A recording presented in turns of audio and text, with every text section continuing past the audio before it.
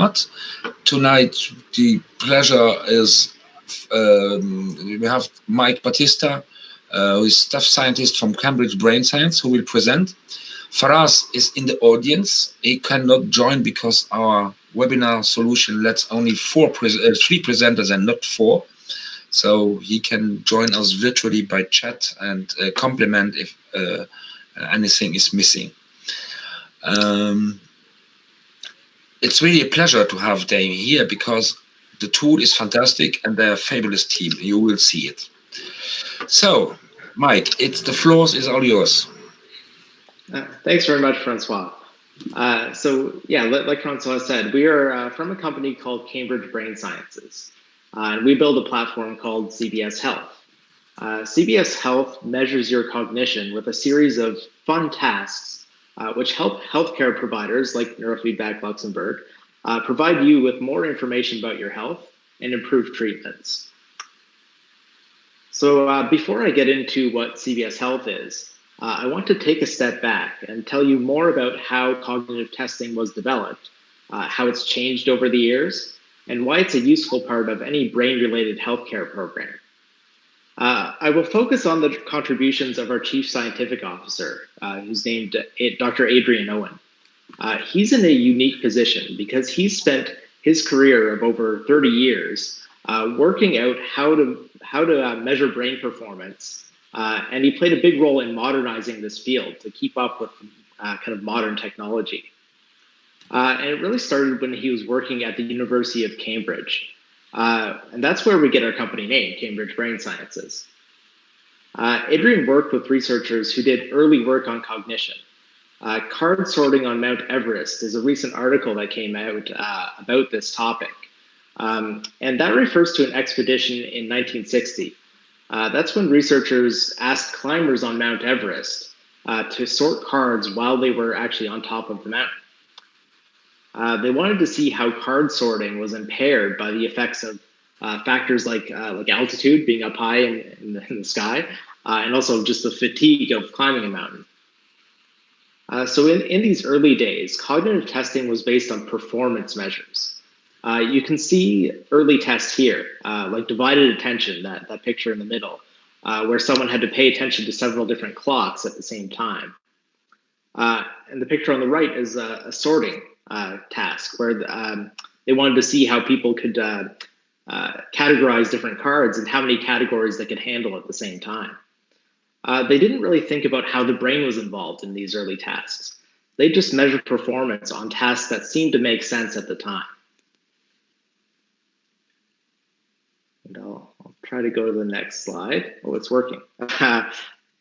So the only way these early researchers could get the brain involved was to wait for the rare occurrence of someone coming in with a brain injury.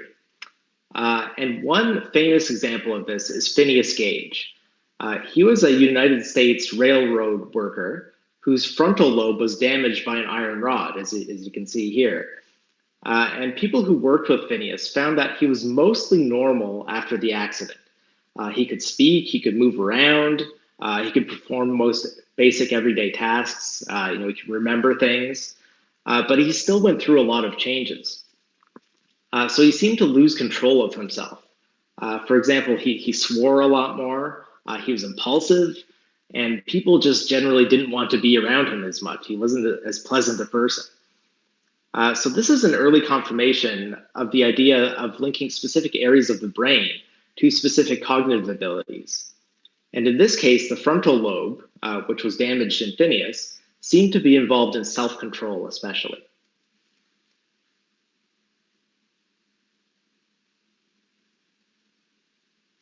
So the next slide here. This is Dr. Adrienne Owen. He's our Chief Scientific Officer. For the next few decades, research kind of went along the same lines.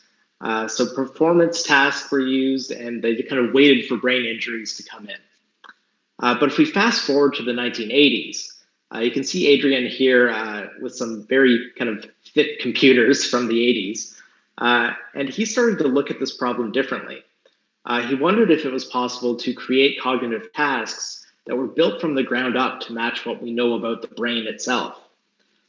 So by this point, there was enough research to know that brain regions were associated with certain abilities. So instead of just measuring performance on arbitrary tasks, could we relate those brain measures or relate those measurements to the brain itself? Adrienne developed some of the first computerized cognitive tests to do that. There actually were touchscreens back then, believe it or not, and he made use of them to kind of modernize brain measurement. Sorry, just click into the next slide. So here's another task, and in the years that followed, there were two ways to modernize brain testing that Adrienne developed. The first way is to take classic neuropsychological tests and digitize them or put them on computers. These early tasks often use physical materials, and they required someone to be there in person administering the task. A full battery of tasks could often take 2 or 3 hours to complete, and even longer to score and interpret. An example of this is the Corsi block tapping task.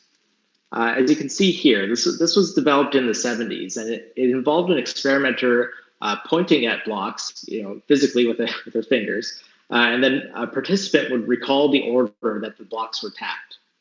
And that became the spatial span task, which we use today in 2020.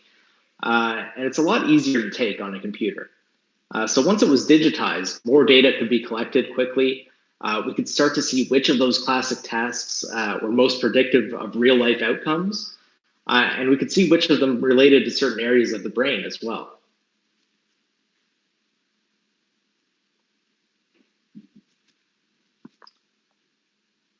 The second way to really modernize testing was to develop completely new tasks that were made to assess damage to specific areas of the brain. So if we skip ahead to the 1990s now, this was done by testing participants, again, with brain damage to certain areas of their brain. And based on results, they could take existing tests and transform them into new, more targeted tests. Token search is an example of that. It's a brain test based on the radial arm maze task, which is a task that was used a lot with mice and other rodents to test their cognition. But putting it on computer screens and comparing how different human patients performed, we could gradually change the test to target specific areas of the brain. So the modern token search task now has both a strategic component and a memory component. And brain damage can separately affect each of those components. So for example, frontal lobe damage, like what Phineas Gage had, that can affect the strategic component, even though the memory component is not affected. So that can help explain why people with these sorts of impairments can seem normal in their ability to remember, for example, but their everyday lives may be affected by their impaired ability to plan and strategize and have some self-control. So I'm going to try to show you a video now. And this is a task called Monkey Ladder. And I'll demonstrate it before talking about it.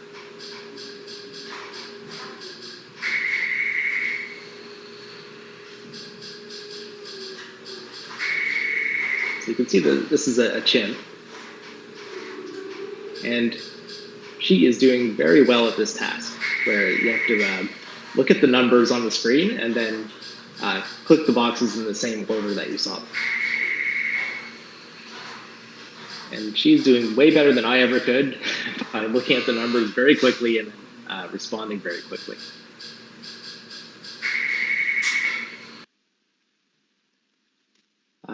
Getting back to the presentation, this task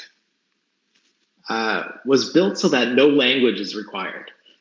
So as you saw, apes can be very good at it, and they can't even talk. So obviously language is not a factor there. And in the 1990s, it was becoming possible to measure brain activity directly, rather than relying on brain injuries. So using PET scans and then later fMRI technology, brain imaging helped further develop these tests. When you look at human brains during Monkey Ladder, you can see that this task specifically relates to areas that support nonverbal, location-based memory tasks. So it's a good test of spatial short-term memory. You would need different tasks if you wanted to measure the areas of the brain that related to language, for example.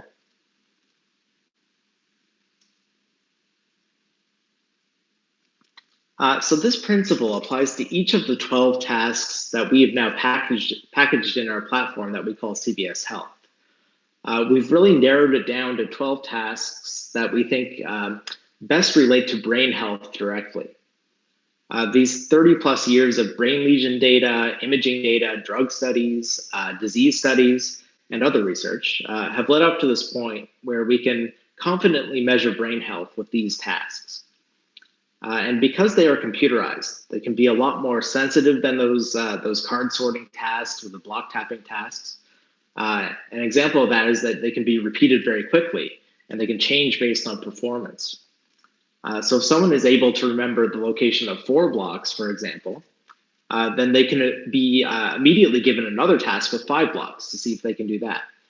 So we can quickly find kind of the maximum ability by adjusting the task to performance.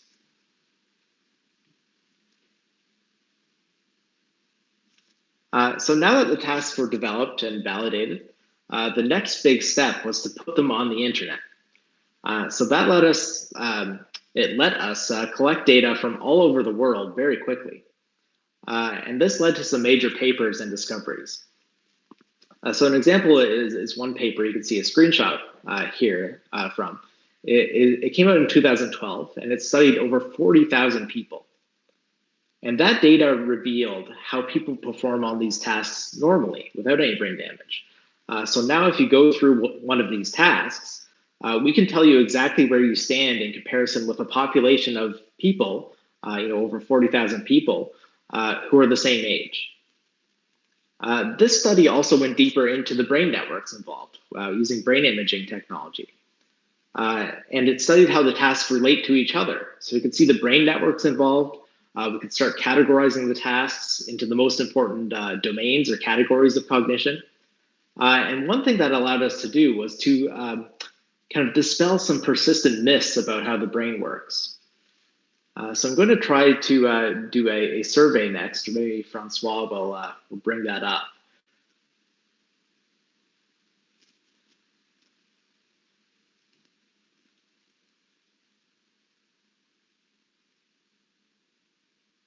I'll try clicking it. There we go.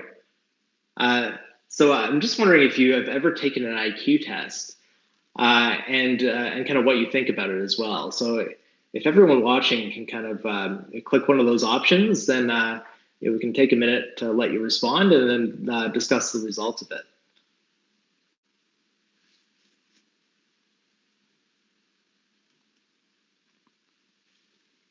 Just give you a few more seconds here to respond.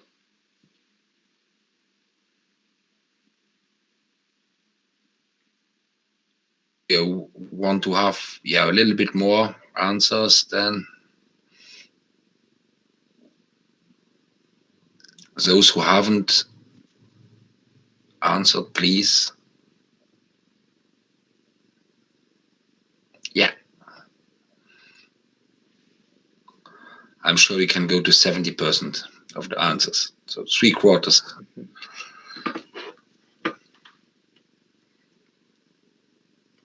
Okay.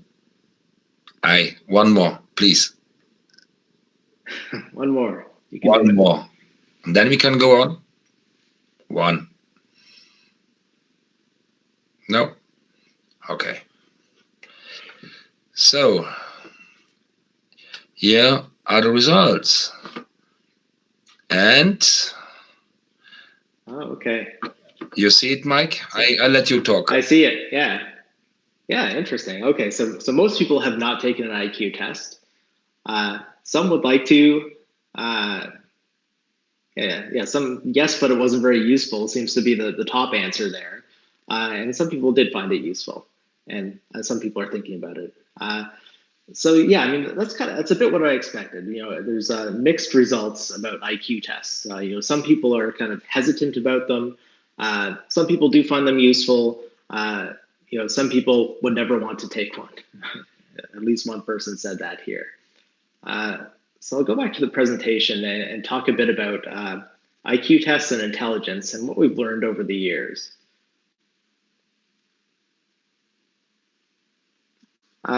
And because we have these modernized tests, we can dispel some myths about IQ. Many IQ tests are kind of like those early tasks that only measured performance, like the card sorting on Mount Everest, for example. And they were developed when we didn't know much about how the brain worked. So they were just whatever tasks seemed to measure performance and could be averaged up to give us a single number about IQ. But now we know how the brain works better. We know the brain has different networks, and performance on a task might rely on multiple networks, but those networks can actually be completely separate. So this picture shows the working memory and reasoning networks from one of our brain imaging studies. So in this study, a test like spatial span, which is based on that block tapping task, it mostly uses the red network here. And a deductive reasoning task, like our task called odd one out, uses the blue network. Other tasks might use a mix of them, or they might use completely separate networks as well. So how you do on these tasks tells us a few things. It tells you if those brain networks are working properly, or if something is interfering with them, such as a brain injury or a mental health condition like depression or anxiety. And if you take multiple tasks, then it can tell you which areas you're strongest in and which ones you need work on. If you were just to take an average of a bunch of tasks, like IQ often does, then you don't really know what's going on. You might be high in one area and low in another, or you could be average on both, and you get the same score either way. And again, IQ wasn't really designed to relate directly to the brain like this.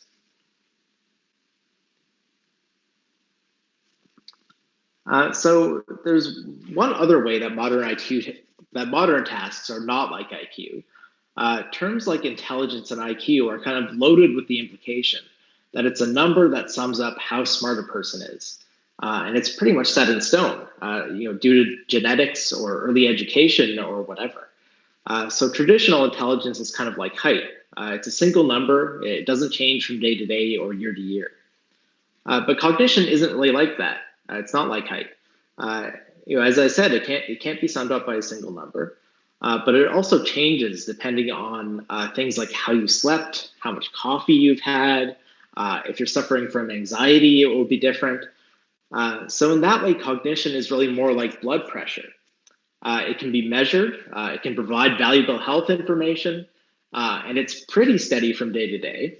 But there are small variations due to your lifestyle and other factors, and changes to your life or healthcare treatments can have an effect on it. So measuring the brain is really more like measuring blood pressure than it is like measuring height.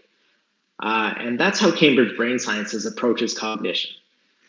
So we think it's less intimidating than something like an IQ test. It's just a measure of how certain areas of your brain are doing today. And if there are deficits, that's something that can be worked on.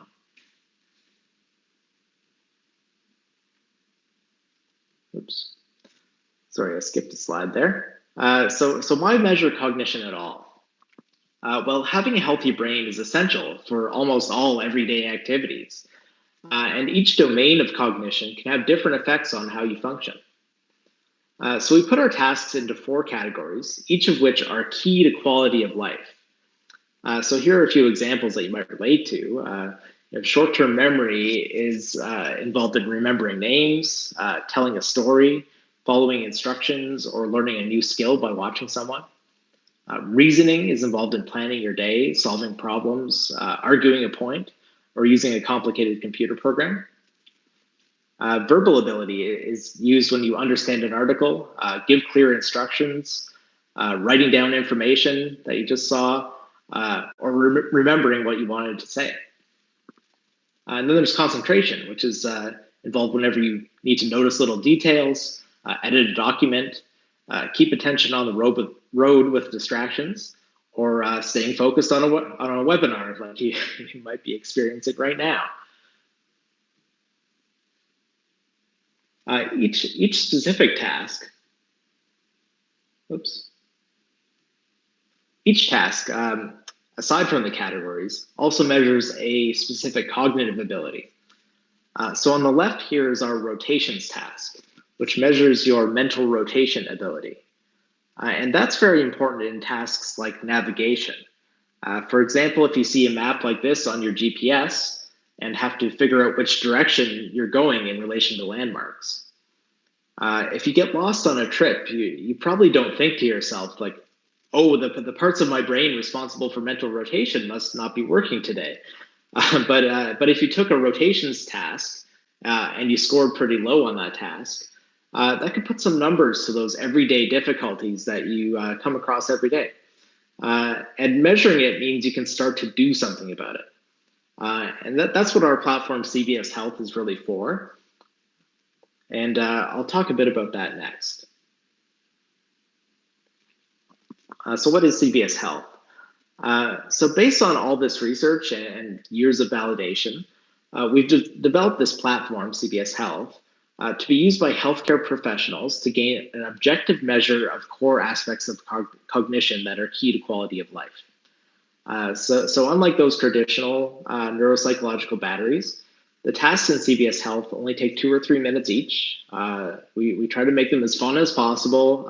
They're engaging, they're gamified. And most importantly, because there's a rich history behind them, we know that these tasks are directly related with brain health, and they're sensitive to a wide variety of disorders and conditions that affect brain health. So using these scientifically validated tasks, we can get this very valuable information about your cognition in a short amount of time. I'll give you a quick demo of a few of the tasks, or at least an explanation. So this is a task called Odd One Out. And as I mentioned before, it's a deductive reasoning task. It uses the parts of your brain involved in deductive reasoning. And that's a core cognitive ability to apply rules to information in order to arrive at a logical conclusion. So every time you figure out what is true based on a set of facts, you're using deductive reasoning. And in this task, different patterns are presented on the screen, like you see here. And these patterns may differ based on their color, their shape, the number of shapes in each pattern. And your job as the task taker is to identify which shape is the odd one out. In other words, which shape carries characteristics that are different from the others. So you kind of have to figure out the rules and apply them to this task to come to one single conclusion.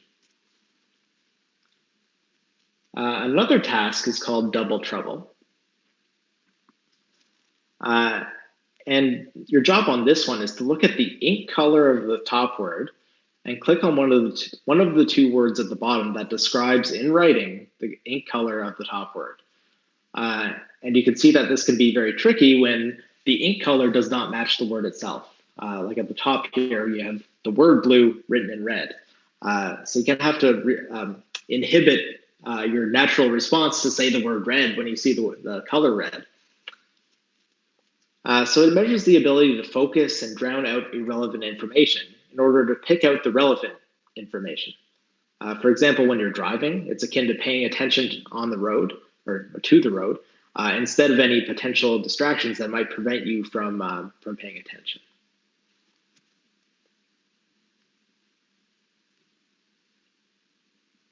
So what does CVS Health do? Having gathered so much data over the years, we have a normative database, in other words, a validated data set that we can use to compare your score to other healthy individuals in your age group. And that database now has over 10 million task scores in it. And CVS Health is also web-based, so anyone can complete assessments from any location. Your healthcare provider can simply send you a link, and then you can complete it in the comfort of your own home. And as soon as you're done, a report is generated, kind of like the one here, and it shows you how you compare to the population for each task that you took, as well as which tasks you're strongest in, which you may not have performed well in. And this information is useful to your healthcare provider to understand the areas where you may need improvement, and then to target those areas during treatment. So now I will hand it over to the NeurofeedbackLuxembourg team to describe how this fits in with their practice.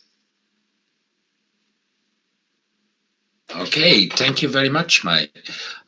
Yeah, why did we end up using Cambridge Brain Science? Because what I in the years I do neurofeedback encountered is we see the evolution in the brain when we train people, when we do neurostimulation on the brain, or when they make a therapy or whatever treatment which is proposed, and we needed to find a way to have an objective measurement, because what we are a multidisciplinary team of psychologists, neurobiologists, and myself, we analyzed now over 1,200 brains in our clinic.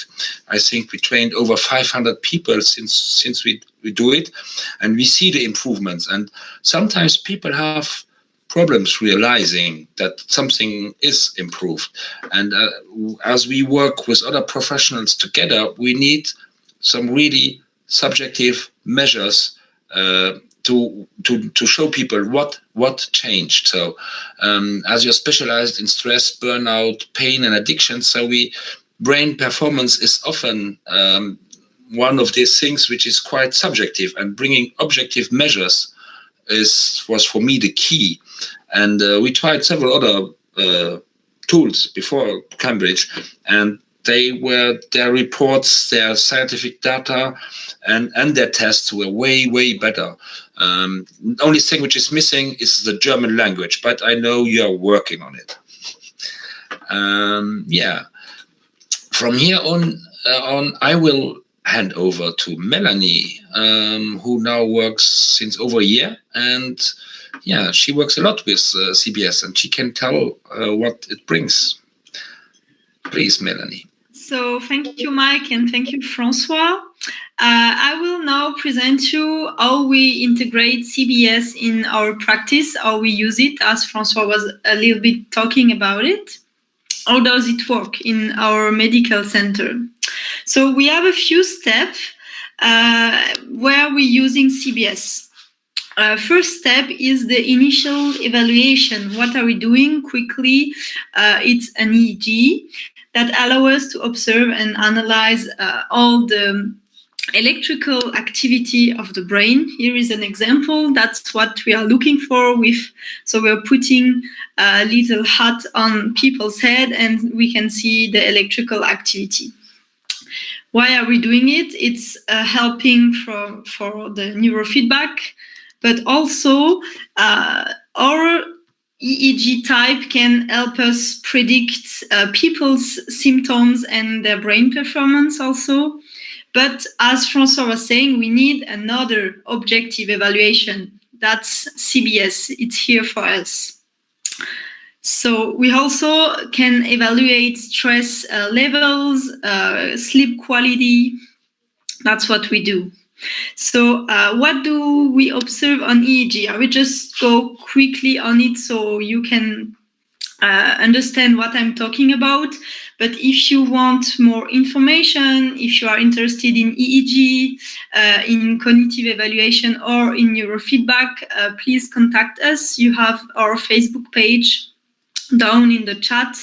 So that's an example of what we can see on the EEG. It's called a brain map in English, and it shows us all the dysregulation that people can have in the brain. We see all the brainwave we have, and we are looking at the location and the quantity. If it's too high, too low, we can, for example, a delta too low is exhaustion, but a beta wave too high is stress, anxiety. That's just an example, so you know what I'm talking about. But our EEG data also have a special report called NewMind, and it's directly linked and confirmed by CBS.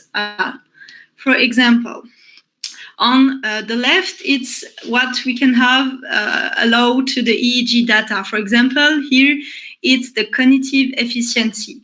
This patient has a good cognitive efficiency, his brain has power, but Under, we see in the details that sometimes he can have trouble in some cognitive function. For example, if we look at attention, it's in yellow, telling us that this person may have sometimes difficulty in to stay focused, concentrate on something.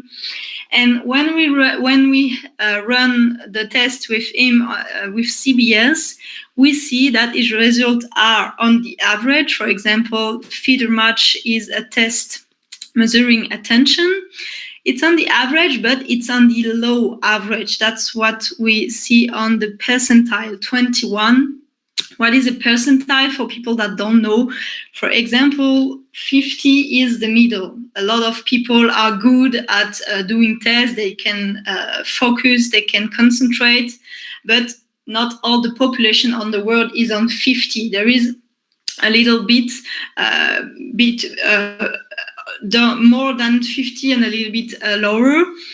But when it's too far from 50, we can speak about difficulty impairment. So that's a low average is when the attention is not that good.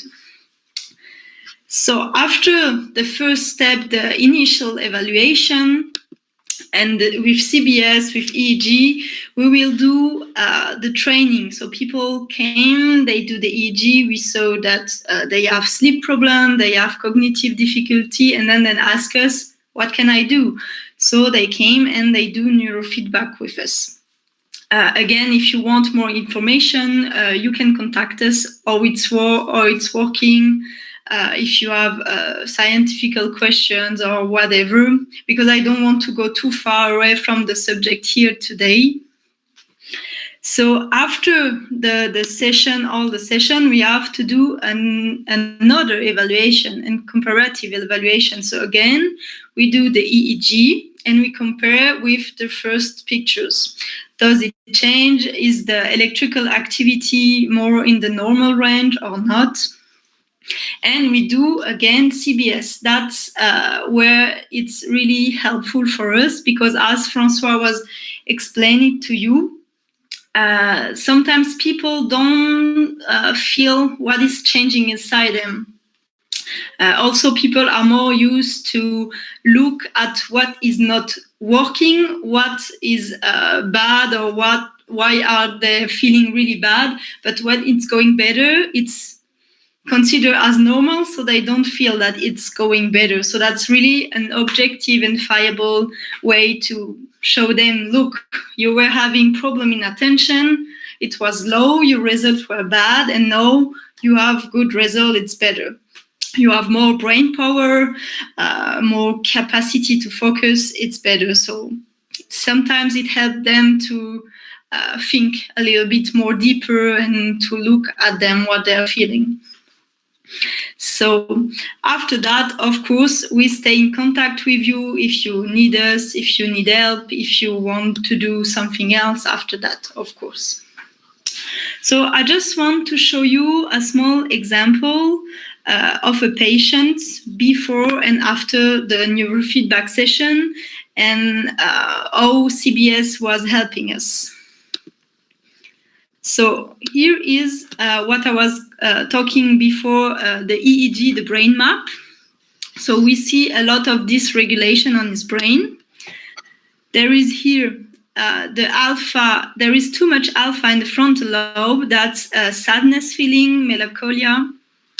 There is also too much high beta in the center of the brain, with all the on the end, what you see, all the small red lines, it's anxiety and also a lot of rumination. So this brain map is one of a kid, 10 years old. He was having a lot of sleep problems. Also, he was so stressed that school was really hard for him. Hard to learn things. He was really slower than all the other kids. So the mother was very worried. We've done 10 sessions with him in the clinic. And so that's the pictures after. All the alpha that was here in too much quantities is gone. He still has a little bit stress because it was school time, but he was feeling way better. We got a feedback from his mother that she's really, really happy with that because he's now sleeping good. He's not stressed. He's not asking himself too much questions about life. He can now learn more faster than before. And so school is going better. At home, it's going better. So the mother is really happy with that. But we have also measured his cognitive function before and after. And we've done it among each session just to see how it's going. So here is another example of his cognitive test. That's, for example, inhibition.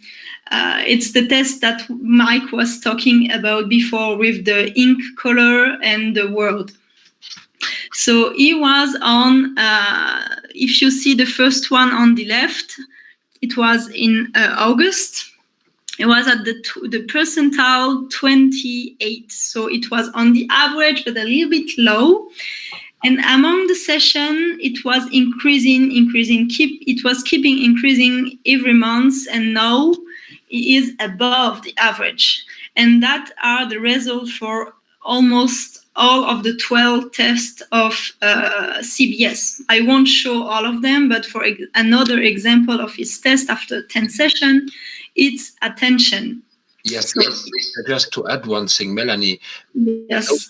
those progress are only possible with neurofeedback. Spontaneous, it's not possible to have such improvements. Yes. Sometimes people get better when school is off or they are less stressed, but it's not possible to have by itself such improvements. Yeah, of course, it's allowed by the treatment, by the neurofeedback session, and also the stimulation that we are doing during the session, because all the dysregulation are taking away the brain power, the brain performance. It's going in the stress, it's going in the sadness. Because he has stress, he was not sleeping well, so he cannot being really focused during the day. So it's like a vicious circle, never ending. So allowed to the neurofeedback, we were working on the network, on the brain was more efficient, the communication was better, and the stimulation were allowing also the plasticity to help the brain to develop better. So the attention was also going up. It was on the low average. And then after the 10 session, it was in the average, like normal results. So yeah, that's what we have CBS results. In this case, the mother was particularly very attentive to his child and she was feeling all the change, and the kids also was telling his mother, I am feeling better. I don't know how to describe it, but I feel less stress. But most of the time, it's hard for them to feel the change. So CBS is really helping us. And now I will let François speak with you. Yeah, thank you, Melanie. Just to add a few details, especially teenagers are the most difficult clients to have self-evaluation about what is changing and what's going on and putting it into words. That is really a topic. We have a lot of ADHD kids or these kids or whatever, special need kids. They cannot tell you what exactly changed. And so the value of CBS by really allowing us to see how to target which brain networks we need to target and what is improving. That's helpful. And one of the elements, which is already also important to get such improvements, is in this case, this teenager, the mother was a psychologist, and she accepted all the tips, all the advices we gave. He has a really good life hygiene. He has hobbies, does music and everything. It was only the anxiety, the problem and anxiety and the stress level. Once we removed that with the neurofeedback, then the school became a pleasure. The family life was better even, I think. Yeah. So thank you for this nice example. The results are not always as impressive. I think this is really a really good impressive result. But we see the results on a static base. So yes, we already someone asked the question: how can I access these tests? So we have an. I will also have now a link. You will have a link up here you can click on, where you can get to our website, where you can either test the free version of the test, which is one task only and gives only one small overview of the test, which is not the complete test. Or second option you have on that website is to schedule a free appointment with Melanie and to open you the test, the full test, the 12 battery test, the complete test, which then you can pass online. You can do it from home. The tests are available in French and in English. We can normally, how does it work? You talk with a neuropsychologist, you do the test, and then you get the report and you get the explanation of the report. This is normally valued 180 euros, but as we are offering a special price valid till the 2nd of July for 50 euro, you get the consultation, the TBS test, and the report if you order it via the consultation. So all you have to do is push the blue button here, click here, go to our webpage, and you can, maybe Melanie, you can post the link also on the chat. So I am doing it now. Yes, thank you a lot. So I just want to resume somehow, because what I find impressive in the CBS test from a neurofeedback practice point of view is we have the exact correlations, which brain works, which brain regions are involved, and we have a really beautiful match between which areas we see dysregulated on the brain map or on deeper structures in Loretta views, and we can target it with specific strategies, neuromodulation, electric stimulation, photobiomodulation, depending on what the brain needs. We know what the brain needs, and really also boost your performance. You don't need to stay. If life has given you bad experiences, you are too much stressed, bad genes, but it's not a destiny. You can change it, and that's what we do with neurofeedback every day. So maybe we can answer a few questions. There were a few interesting ones. Yeah. The example, the one for Clara, she was asking how long do the improvements last? You answer forever, but maybe you can go a little bit further explanation. Doing the tests will not improve your cognition.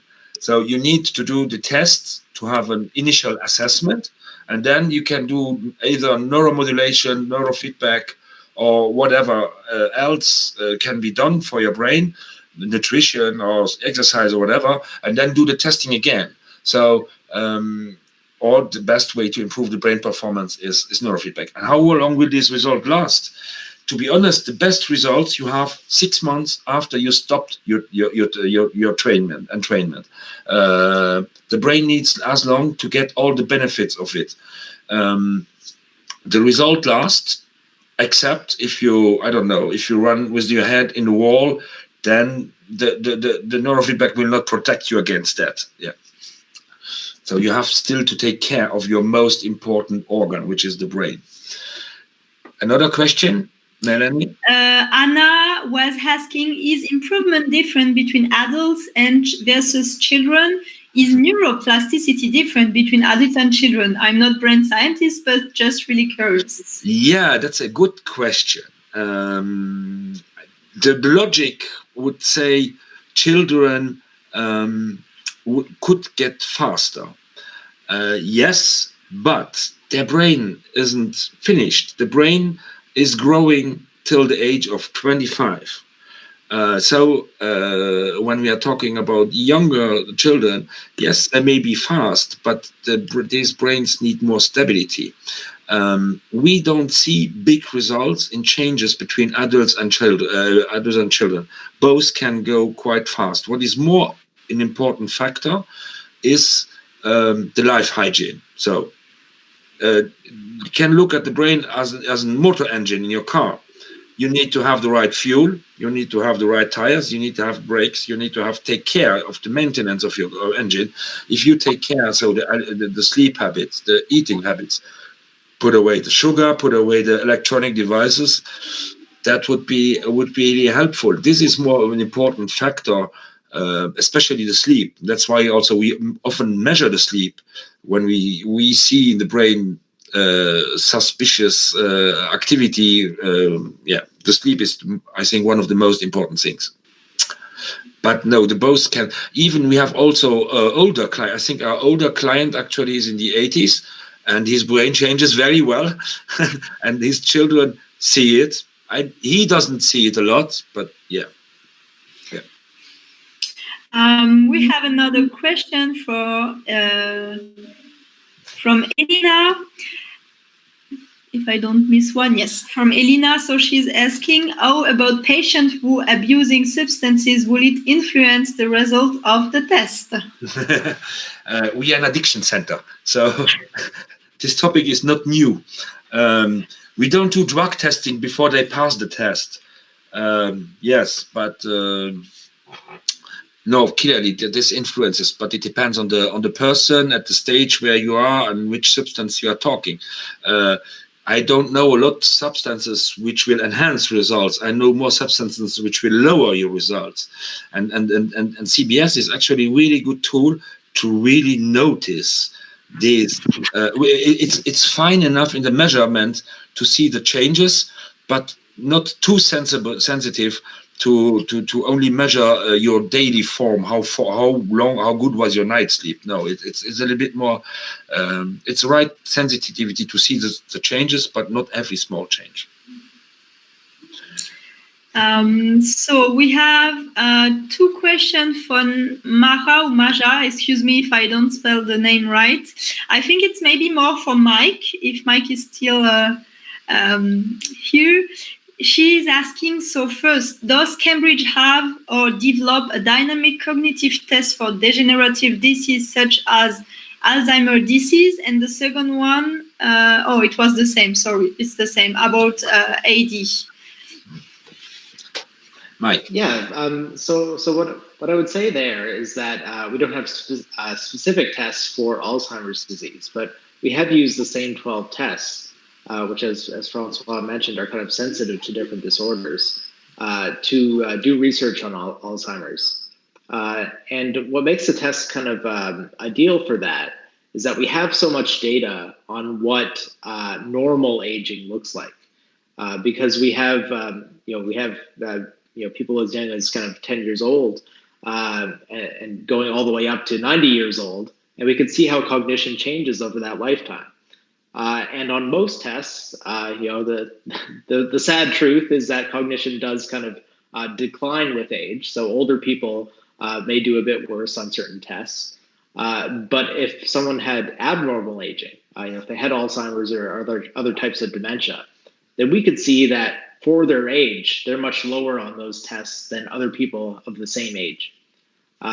So they are good tests for kind of looking for that abnormal aging. And because we have so much data, we can compare it to normal aging. I just wanted to add, Mike, stop me if it's wrong, but CBS is not a diagnostic tool to AD. That's really important. Yeah, we would never say that, if you get below average, then you definitely have Alzheimer's disease. You would need supporting information to know for sure. The idea of Cambridge is more to track which functions perform well and where are the changes. Diagnostic is not the part. We are not doctors. We are not allowed to do diagnostics. Our mission is to help improve the brain. And for that, we need an objective measurement of what changed. And this is the idea of Cambridge. The Cambridge has been used, I don't know, about 300 studies to acknowledge different treatment therapies, something like that. I think you mentioned it in the beginning. Yeah. 300 scientific studies have been used, both with normal participants or healthy participants and those with a lot of different disorders, diseases, brain damage, that sort of thing. Okay, so we have 2 questions, and we will see if people have still other questions. So Viviane is asking, do you treat brain stroke patients, François? Of course. Everything which is brain related, we don't treat, but we train and we stimulate brains, and which leads to changes. The only thing we don't do is schizophrenic and some bipolar things like that. But no, we already had brain stroke patients, and it's interesting what is possible. And I think in that topic, particularly the neuromodulation, the neurostimulation has a really important part, because with electric stimulation, photobiomodulation, and magnetic stimulation, you can help the brain to reorganize around the affected areas, and the compensations work really better. We had some patients where we achieved some really good results. Yes. So again, you have the link still there. Take a free appointment to talk, and we see from there on. And the last question is from Nicola. What is the minimum age for a child? I don't know if it's for the CBS or for neurofeedback, but I can answer for CBS. If you want a child to run CBS test, it should be 6 years old. And for the neurofeedback, I would say the same. We can do the assessments before, but we need that the child stays calm in place. So too much movement is our enemy. And so if the child cannot stay, we have databases from 2 months on brain. So 2 months till 85 years old. So we can make these analyses from 2 months to 85 years, but I never did 2 months, and I wouldn't do it. And that doesn't make sense in my opinion. But to train, normally the rule is 6 years old. Yeah. The good advice would be start early, don't wait too long, because if you start early, you can get better results, specifically with kids on the spectrum, autistic, Asperger, and things like that. If you start earlier, you get better results. Yes. So I see that people are still writing something. I don't know if they want to speak. Maybe we can activate the microphone. What I do is I just open the microphone. So if you prefer to talk. Yeah, you can talk, all of you now. You have to unmute yourself, and then you can talk. So you're invited if you want. So I see that Elena just write down, does it make sense to test before the training? 2 tests. 2 tests. I don't know, why would you do 2 tests? Elena, can you? I think maybe it was 2 tests. Maybe if she asking if it makes sense to make a test. I don't know. Maybe Elena, just to stay there, can you tell us why you would like to do 2 tests? I don't see why. You don't trust the first one, so you make 2 to be sure, or what?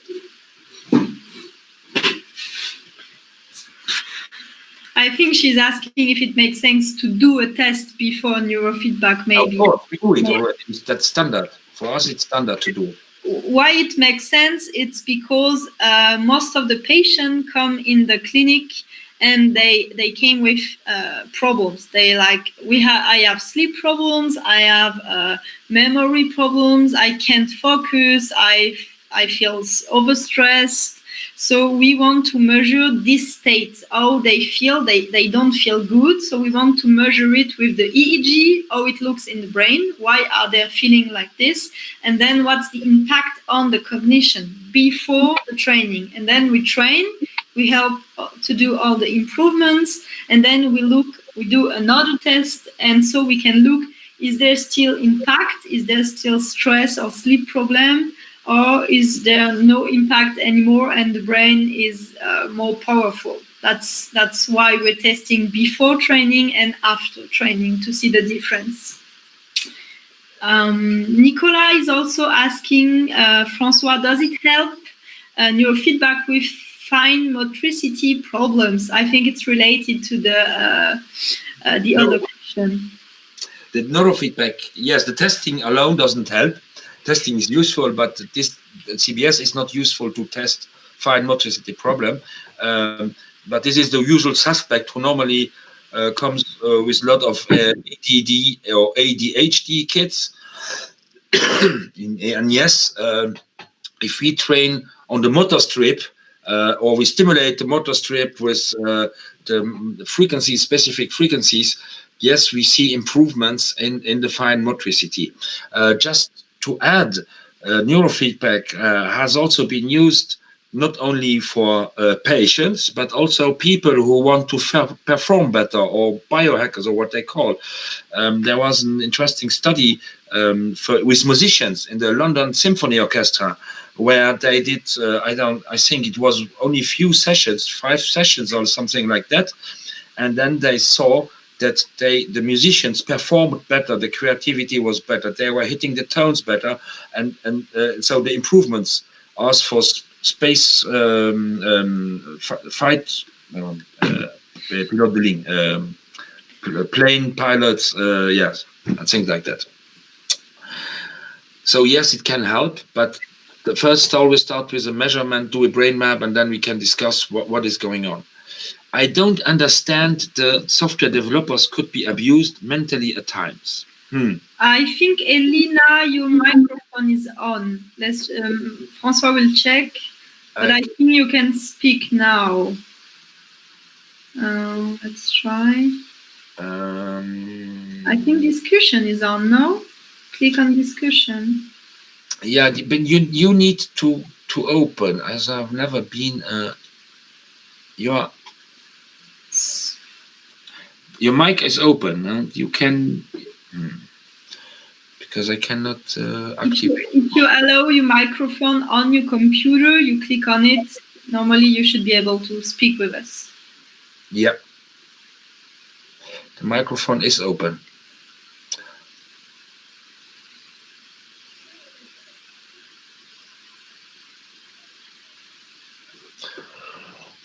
So if people still have questions.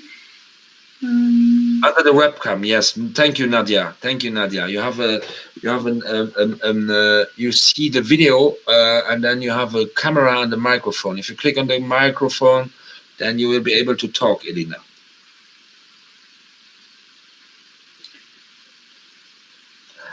I'll wait just a little bit. I just go on the next slide. Yes, because we have the next webinar, especially about neurofeedback, biofeedback for enhancing sports performance. It will be the 28th of June with Santiago Brandt, who is someone is really a professional trainer who trained a lot of Olympics athletes, and this will be also about performance, but into sports, so about motricity, to make the link with the question. Elena, you can contact us, send us your question over Facebook. We will answer it, no problem. You're welcome. So, as we arrive, we are 1 hour, perfect timing. I would really like to thank you all for staying with us during this hour, especially regarding this nice weather, and it would be more nice to be sitting on a terrace with a drink or something like that. I hope you enjoyed it. There are centers in the UK. There's a good someone I can recommend in London who is called Nadia Ristova. Send us an email, or a message on Facebook. I can recommend you people in the UK who are doing this, what we are doing. Yeah. Thank you, Faraz, who didn't talk a lot because we couldn't be 4 presenters. Thank you, Mike, for presenting your excellent tool. And it's really always a pleasure to work with you, because I don't think we have another partner as dynamic, as responsive as you are. And I know what you told us. The tool will have major improvements in the next months. So looking forward to it. Thank you, Melanie, for presenting the tools. And yes, I think this is it.